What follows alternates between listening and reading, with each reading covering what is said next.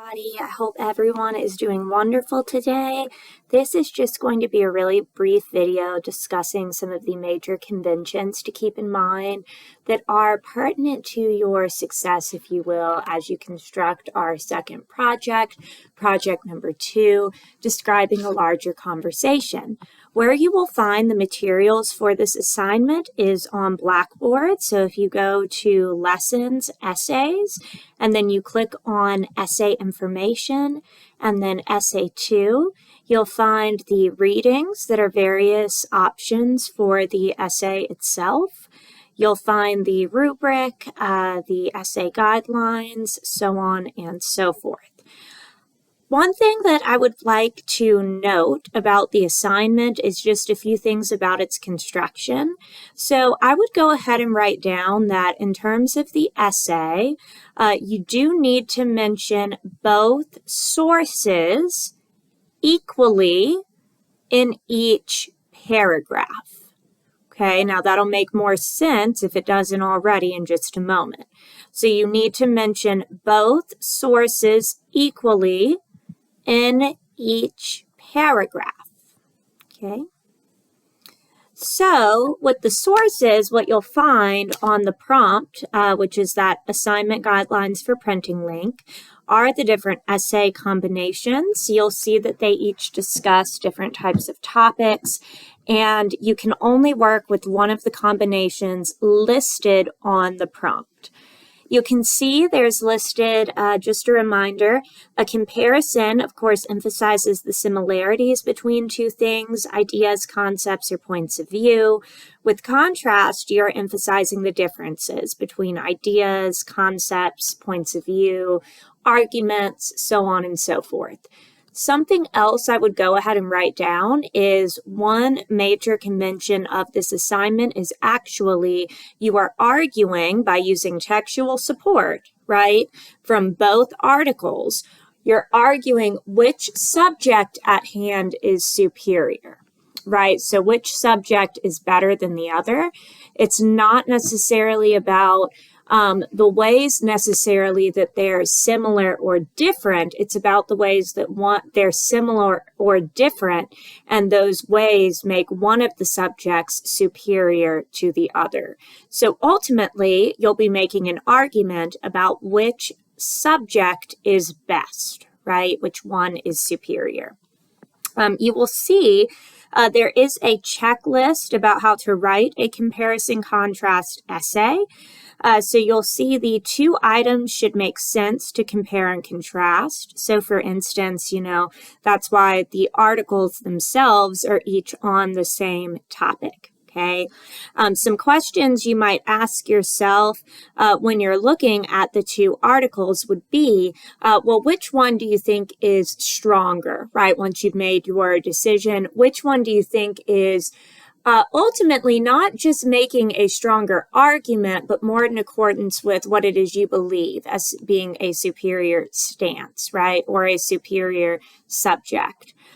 Something else that you'll see noted is the introduction should give the reason for the comparison contrast. In our case, this is to determine which one or which subject is more or less desirable. The thesis should clearly present the items to be compared or contrasted, the subject, and the criteria for the comparison contrast, which in our case will be the 3 main points. You can see there's a sample. A 2-year degree is more valuable than a 4-year degree because it is less costly, statistically leads to more jobs, and provides students with more flexibility to work. And we would hope, right, that student would have textual support from the two articles at hand, right, that he, she, they are allowed to use in each body paragraph. The main points must apply equally to both items, so equally to each reading. So, for example, if you are comparing typewriters and word processors, the categories of screen size or color may not apply. Okay, that would be because typewriters don't have those options. You want to make sure, in other words, that in each article, there is textual support for each point. So don't state, right, that you're going to argue about the social aspects of college if the two articles say hypothetically you're provided on college. Don't discuss, right, that social aspect of college at all. That would be off base, okay? And then you wouldn't have textual support to actually back up what it is you're stating. It's more about how and in what way you can use the articles to back up your ideas. You are not permitted to use I. So yes, in Project 1, you're allowed to use I, me, my. In Essay 2, Project 2, you may not use I. You may not use I, we, us, our. Don't use contractions, so write those out. So instead of saying we're, write out we are. Make sure your language is formal, okay?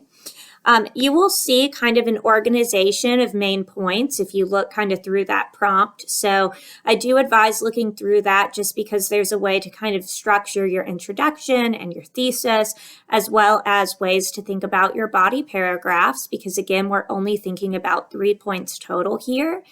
In your conclusion, you should summarize or restate the main points, and you may indicate a preference for one of the two items being compared. You want to go back, right, to which item you think is superior, which one you think is better, and why. Really quickly, I did just want to state that there is a sample assignment before I jump off here. So if you're looking even where I was talking about before, lessons, essays, and then you go to essay information and you go to essay number 2, and you scroll down, something that you will see, right, is, let's see, I thought I had posted it, so I'm actually glad I just checked.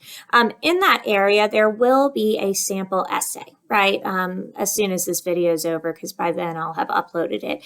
And that's a really good assignment because it kind of gives you an idea of how and in what way a student structured, right, kind of paused and took the time to construct his thesis statement, but then make sure that his body paragraphs also matched, right, that thesis statement as well.